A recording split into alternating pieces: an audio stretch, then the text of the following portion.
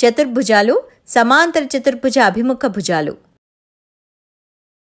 పిల్లలు, ఇంతకుముందు క్లాస్లో మనం సమాంతర చతుర్భుజం యొక్క ఒక కర్ణము దానిని 2 సర్వసమాన త్రిభుజాలుగా విభజిస్తుంది అని నిరూపించాం కదా. అంటే ABCD సమాంతర చతుర్భుజాన్ని కర్ణము AC 2 సర్వసమాన త్రిభుజాలుగా విభజిస్తుంది అని అర్థం. అవి త్రిభుజం ABC మరియు త్రిభుజం CDA అన్నమాట.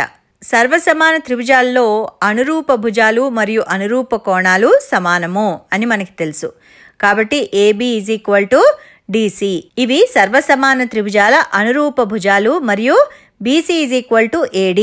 ఇవి కూడా సర్వసమాన త్రిభుజాల అనురూప భుజాలు. కానీ ఇక్కడ చూడండి, మనం ABCD సమాంతర చతుర్భుజం యొక్క అభిముఖ భుజాలు సమానము అని చూపాం. కాబట్టి ఒక సమాంతర చతుర్భుజంలో అభిముఖ భుజాలు సమానము. ఇది సమాంతర చతుర్భుజం యొక్క చాలా ముఖ్యమైన ధర్మాల్లో ఒకటి అని చెప్పొచ్చు. ఇప్పుడు దీని విపర్యయం నిరూపిద్దాం. అంటే ఒక చతుర్భుజంలో ప్రతి జత అభిముఖ భుజాలు సమానమైతే అది సమాంతర చతుర్భుజం అవుతుంది. మనం ఒక చతుర్భుజం ABCD తీసుకున్నాం. దీంట్లో AB = DC మరియు AD = BC. అంటే ప్రతి జత అభిముఖ భుజాలు సమానంగా ఉన్నాయి. ఇప్పుడు కర్ణము ACని గీద్దాం. త్రిభుజం ABC మరియు త్రిభుజం CDAలు సర్వసమానం. ఎందుకంటే AB = DC, BC = AD మరియు AC ఉమ్మడి భుజం. కాబట్టి భూ సర్వసమాన నియమం ప్రకారం అవి సర్వసమానము. అన్ని అనురూప భుజాలు సమానం కాబట్టి ఆ త్రిభుజాలు సర్వసమానం. కాబట్టి యాంగిల్ CAB = యాంగిల్ ACD.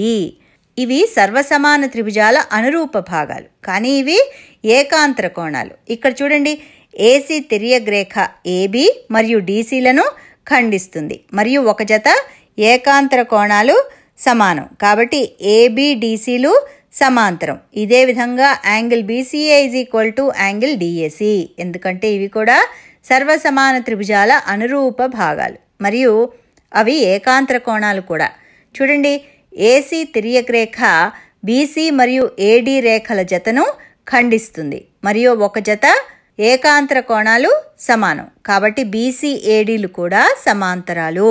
2 జతల అభిముఖ భుజాలు సమాంతరం కాబట్టి ఇది ఒక సమాంతర చతుర్భుజం అవుతుంది. కాబట్టి ఒక చతుర్భుజం యొక్క ప్రతి జత అభిముఖ భుజాలు సమానమైతే అది ఒక సమాంతర చతుర్భుజం అవుతుంది అని మనం చెప్పొచ్చు అన్నమాట.